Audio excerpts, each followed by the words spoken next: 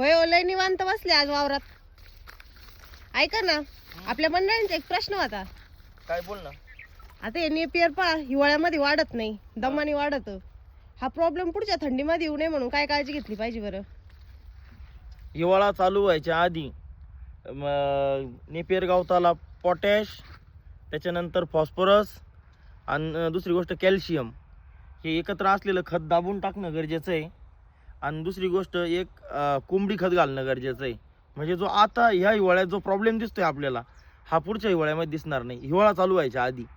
काय मंडळी, नेपियर प्लॉटची पाणी चालू आहे काय? हा, का हो, आता ह्या प्लॉटला तुरा निघन, याला पर्याय काय बरं? पर्याय एकच आहे. काय?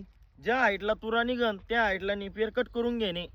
आणि तुरा हा प्रत्येक हिवाळ्यामध्ये येणार म्हणजे येणार.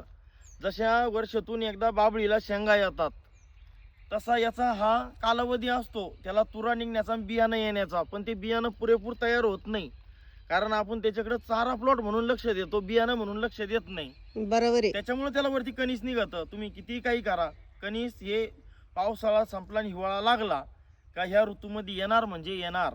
आणि कणीस आल्यानंतर जर ते कापलं नाही तर त्याची हाईट पण होणार नाही ना. नाही, तुम्ही किती हाईट होणार नाही, काळ्या बारीक होतील, ते तुम्हाला कट करून घ्यावा लागणार आणि त्याला मटेरियल टाकून परत दुसऱ्या प्लॉट उत्पन्नासाठी तयार करावं लागेल, मग ते चांगलं उत्पन्न देईल.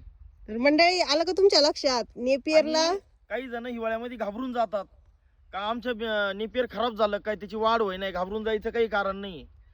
हिवाळ्यामध्ये केवढे असू कट करून घ्या, परत ते चांगलं वाढायला सुरुवात होईल.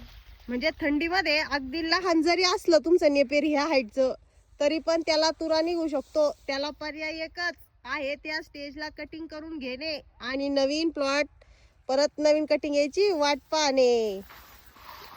अगं बाई, अहो हे तर ड्रिपच्या नळ्या गोळा करायचं यंत्र आहे ना? हा, याने रेनपेट पण गोळा करता येते का? मग अरे वा, मस्त गोळा होत आहे ना. फक्त व्यवस्थित लावलं पाहिजे. हे हँडल धरलं का ते असं फिरत आहे, मग त्याच्यापेक्षा म्हणलं असं असं वडू भारी ना, व्यवस्थित गोळा एका जागेवर पट्टा पडला पाहिजे ना. हा, तसा ड्रिपच्या नळ्यांचं कसं पण गुंडाळ तरी चालत. बरं आहे, मस्त आहे.